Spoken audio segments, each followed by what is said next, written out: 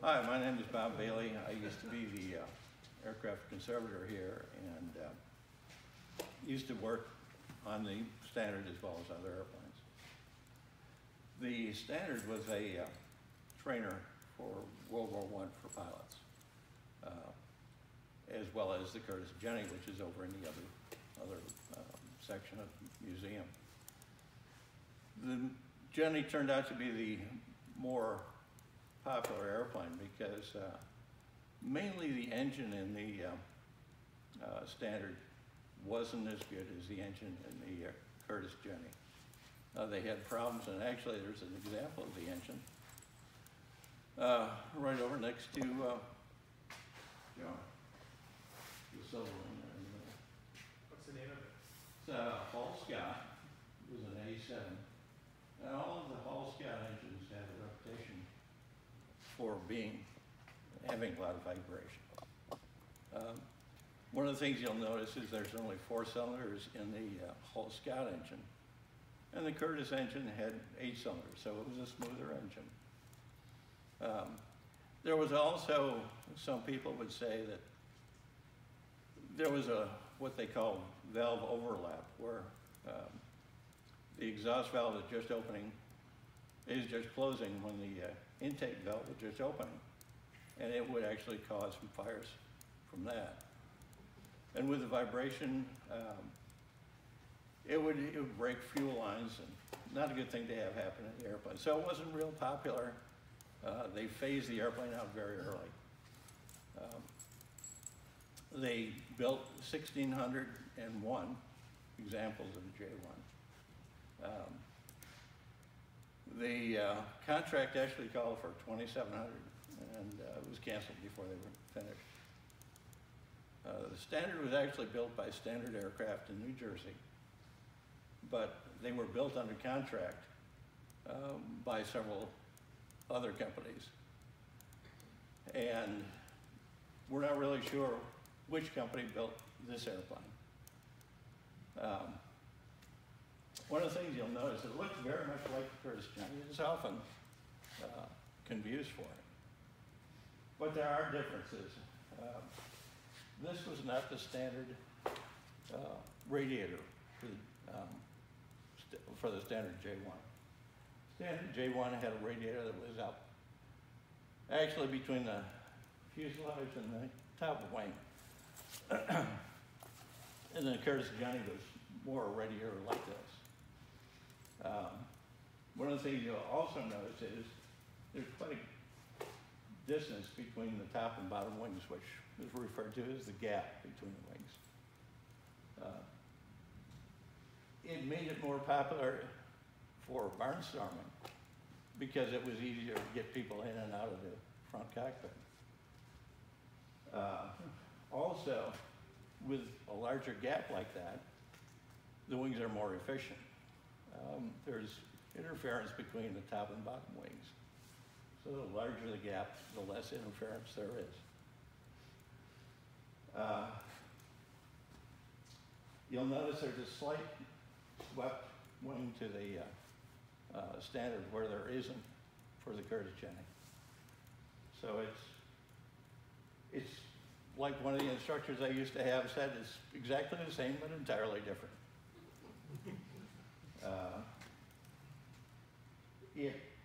After World War I, the airplanes, most of the training airplanes were phased out. A lot of the Standards were built, shipped to the military, and were never taken out of the crate. So they were essentially a new airplane, and they could buy them very inexpensively. The initial cost was $8,000 for the military. And after World War I, prices started out at $1,000 and went down, and some of them went for as little as $200. So it was quite economical for people to buy airplanes. In fact, a lot of people would buy several airplanes at the same time. There were flying circuses that went around that had airplanes similar to this. They would give rides to people. They would put on air shows. And is something very similar. If anybody's been to Rhinebeck, which Karl knows all about, they would do a lot of the similar things that they do in Rhinebeck. One of the things after the war, the airplane was very easily modified. They would widen the fuselage and carry up to actually 4 people. And there were several companies that did these modifications. Another modification was that they would shorten the wings and they would shorten the fuselage. And it would be a little bit better performance. And they would upgrade to the engine that we have in this airplane, which is a Hispano Suiza. It's 150 horsepower as opposed to 100 horsepower in the Hall Scout engine. This airplane, the actually origin of it, we're not really certain. It was in California, and there were 2 brothers from Nebraska that wanted to learn to fly, wanted to have an airplane. And he went out to California and bought it. And he bought it from the guy called himself the Flying Junkman. Yeah.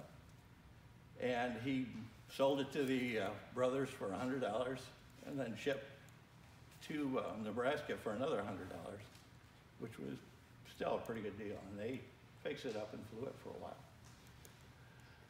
They were giving rides, and of course, this was before there was any regulations. So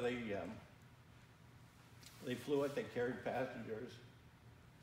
They did some aerobatic flying with it, and brave people. And it finally got to the point where it was not really in that great a shape. And about the same time, which was in the late 20s, it became necessary to have a license and license the airplane, and they grounded the airplane. And the brothers put it in the barn for storage. They ended up buying a bunch of other airplanes. And actually both brothers flew in World War II. And the airplane sat up in the haymow on top of the barn. In the early 50s, it became popular to restore these old airplanes. And there was a gentleman in Sioux Falls wanted to buy Curtiss Jenny. And somebody told him, well, there's a standard. He didn't even know what it was, but he figured it was about the same time as Jenny. Maybe it'd be okay. So he looked at it and decided to buy it. And he did a lot of traveling as a salesperson at the time. So he was constantly on the lookout for airplanes to buy and restore. So he took the wings with him and promised to pick up the rest of the airplane. And a couple of days later, it was a weekend, and weekends were family time. So he decided it'd be a great thing to take the family for a ride and pick up the rest of the airplane. And it turned out to be a lot longer ride than he had envisioned and the family wanted. They got to the airplane, and it was still in the haymow, and the brothers weren't even there. So they went up and he cleared all the straw off the airplane. And they went to lift it, just the fuselage, but it was too heavy to lift. One of the things with the early airplanes is their wood construction. The glues weren't that good, and a lot of it was metal fittings and wires holding the structure together. So they were heavy. So they ended up cutting the fuselage in half and then lowered it carefully down onto the top of the car. And the car, this was in the early 50s. The car had a nice curve in the top of the car, and it actually pushed it down. So it was actually a bowl instead of an arch. So his wife was beginning to like airplanes less and less at this point. So he ended up getting in the car, putting his feet up against the roof and pushing it back out again. And they finally got the airplane back.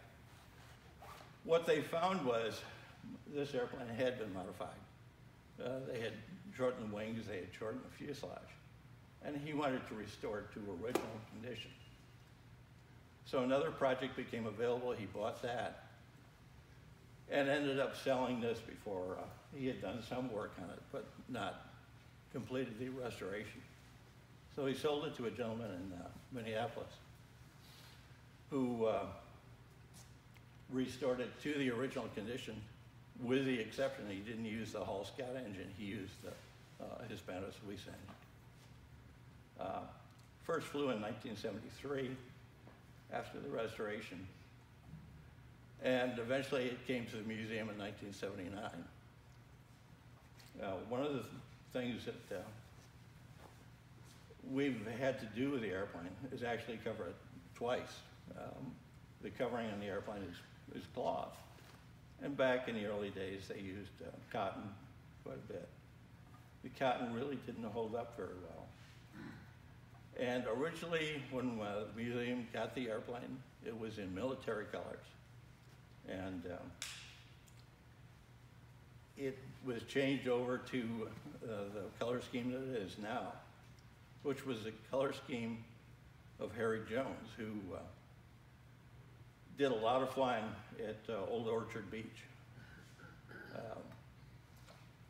So it was covered, painted up that way, and right when I was leaving the museum, just about, we found some of the covering was bad. It had to be replaced, and Karl did the covering for the recovering for the second time. We've used a different fabric, and it should hold up for a lot longer now. And one of the things you'll notice is the propeller is a lot larger than some of the other airplanes.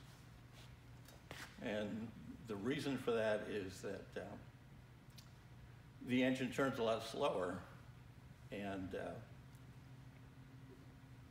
what you're concerned with is the speed at the tip of the propeller. If you had a propeller this length on some of the modern engines, it would actually reach supersonic speeds, which the efficiency would drop off.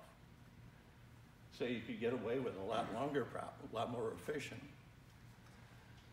And one of the things that we found over the years is that the prop needed to be replaced. And so it was a major project trying to find somebody who would build a prop this size. And it took, I forget how many years before we finally got it back. It was quite a while. So, are there any questions? You say that propeller spins slower. What's the operating RPM? Was it 1,200 or so? 1,400. 1,400. Same with the Hall Scout? Yeah, it'd be about the same, yeah. Okay. Even like the rotary engine that we run, the maximum speed on that is 1,200 RPM, which is actually about the most efficient speed for a propeller. Faster than that, you lose efficiency. So, yeah. Why is it that a bigger propeller would have supersonic speed? Since it's going a further distance at the tip than at the hub, if you turned it up like the modern engines are 2,700 RPM, and at that speed, the tip would be at supersonic speeds. So a bigger circle that's going. Yeah, exactly. Any other questions? Yes. Karl.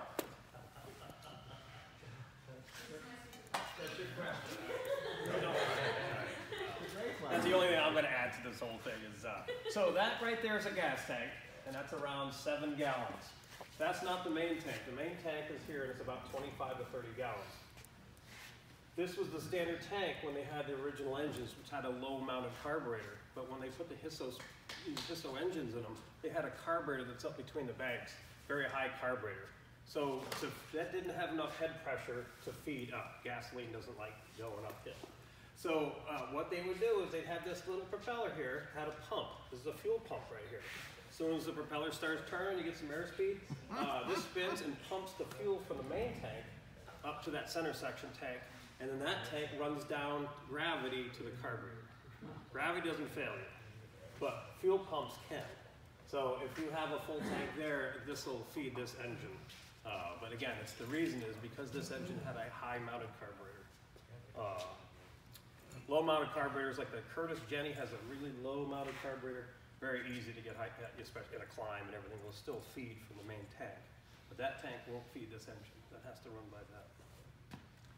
One of the original solutions to getting fuel up to the top tank was to pressurize the tank with air, which was not a particularly safe thing to do if you... It was essentially a bomb, yes. Pressurizing is a common thing way back, was pressurizing the tank.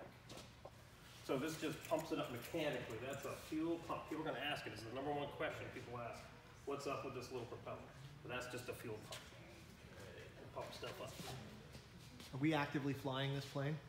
This will be flying this year. It didn't fly last year. We had some airplanes off the insurance, but this year, this will be flying again. Awesome. Great airplane. With guests or just as a demonstration? No, this is demonstration only. Awesome. Yeah, Awesome. yeah. Cool thing to see. Very slow. 60 mile an hour. Big airplane.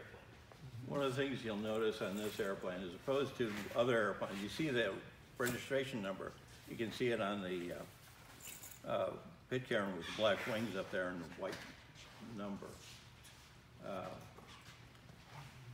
It's possible to fly the airplane without the N number, the registration number posted, but there are certain restrictions to it. And we've gone about doing that. There is no registration number on this airplane. So, what's the little red arrow on the prop? That's your timing it. Dave's going to give a talk on this. This is just on here for timing the magnetos. Oh, It's just to tell where the top dead center on the piston is, so you can set magnetos up. I just want to add, if anyone knows about Old Orchard Beach, Old Orchard Beach was the center of aviation in Maine back in the 20s and 30s. On the beach, Harry Jones had a setup down there, and he would give rides in Jennies and Standards, and at low tide only. High tide, there was no more airport, but at low tide, 2.5 miles of hard-packed sand, and a lot of transatlantic attempts took off from there, and but it was a great airfield for up until after World War II. So in Maine, it's kind of cool to have a connection to Maine. Even though this airplane probably wasn't the one, we honor him in Maine by the Harry Jones scheme. Did it fly in or come in boxes? Did we put it together? Did it come in as one? This came in on a truck, I believe. Warren might have been here when it came in. I did a Watson plane. 79, 80, yeah. And it was put together and it flew here, but yeah. Awesome. Big airplane.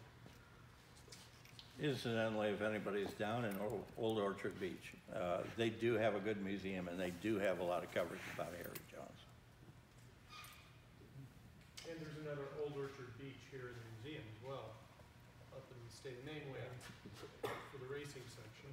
Right. Because that same sand is also coveted by automobile racers to set speed records on the coast. Right. Plus, we also have a little more aviation. That sailing glider, you know, that big sailing glider up there, that actually flew off of Old Orchard Beach in 1930, and there's a little home-built airplane out in the hangar. It's hanging up right now. That flew off of the beach in 1933 by a cool guy. The name of that one? The Milliken Special. So there's a lot of history here from Old Orchard Beach. It was really the biggest flying place in the state. There was a book published not that long ago about the history of aviation in Maine. And it's definitely worth reading if you And can this find is on a the copy. cover. This is on the cover, This is yes. on the cover.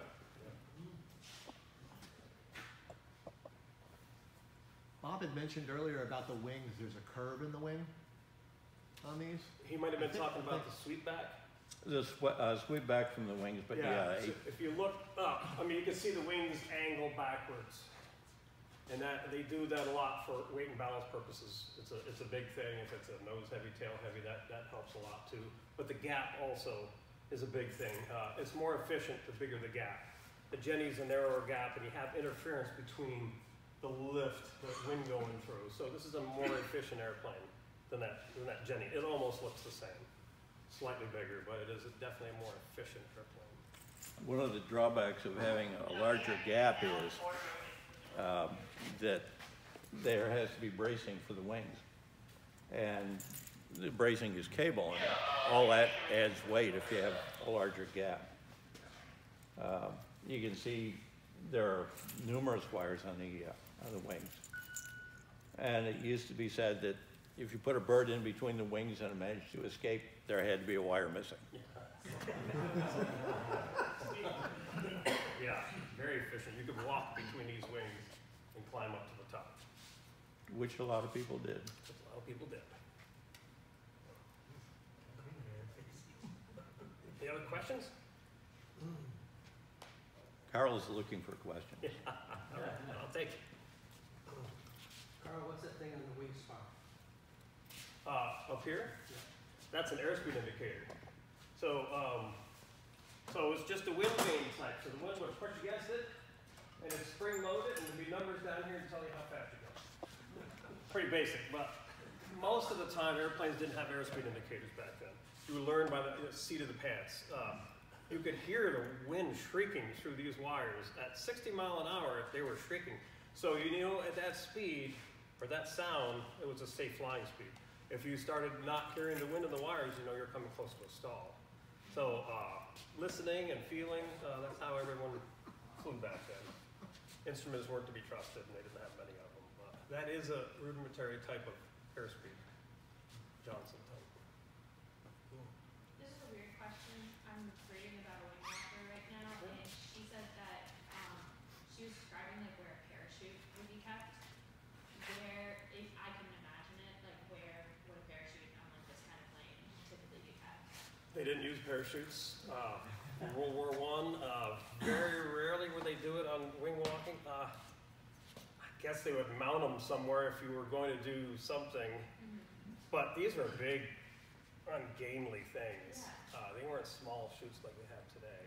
So I don't know how she would have She done said it. they were under something, and then she was I don't know what that really entails. They used to do a lot of things, and they would go out and do their things and hook onto a parachute and jump off. They did crazy things to eat back then with these kind of airplanes. But They would actually tie the parachute to the, they would actually tie the parachute bag yeah, Yes.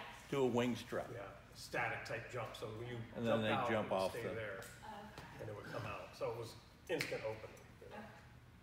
But parachutes were, that was one thing about World War I, no parachutes. They didn't have parachutes. The observation balloons, they had them, but they would get shot down all the time. But pilots were never given them. The English said that they would probably jump out of good airplanes, so they refused to give pilots parachutes, which they did have. at I that think the point. Germans had them at the very end. of Very, World War I. yeah, yeah. Is that the book about Phoebe? Yeah, that's right. The author of that book has a house out on, I think, Islesboro? Islesboro or Vinalhaven, one or the other. She'd be interesting to have her someday for a talk Yeah, about that. yeah. Book's available in the gift shop.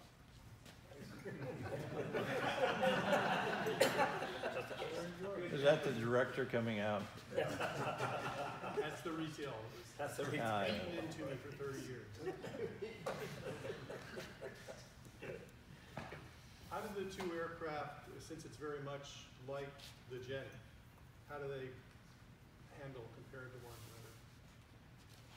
another? The Standard didn't, in its original form, wasn't as good as the Jenny. It was, well, people would refer to it as being sluggish as opposed to the Jenny. That's why they shortened the wings and the, So John Miller, do you remember Johnny Miller? So Johnny learned to fly these airplanes, Standard and the Jenny, way back. And he said, which I've heard this before, that a Jenny flew nicer, but a Standard could do much more.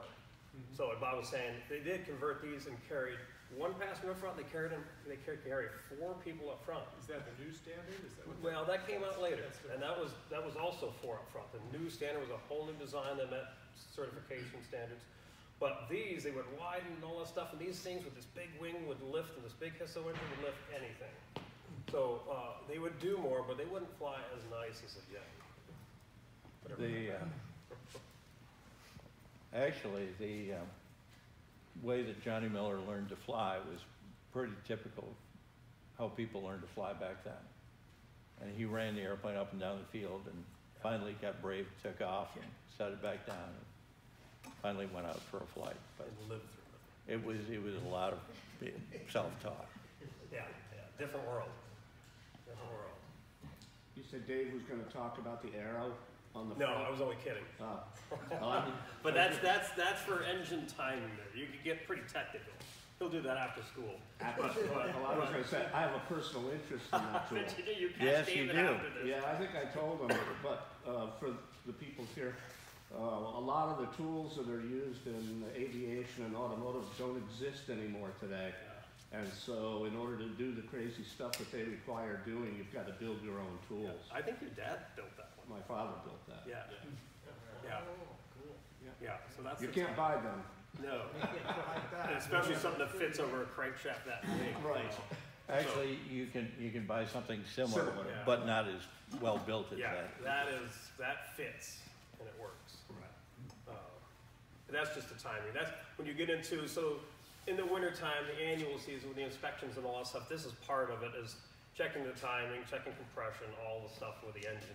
That's just a tool that aids in that. It's pretty cool. The arrow stays right where it is, even though you turn the propeller. Correct. Because when you do set it up on top of the center, and you set everything with the disc turns, and then you move the propeller and the arrow stays there and it gives you the degrees where you set your magnetos.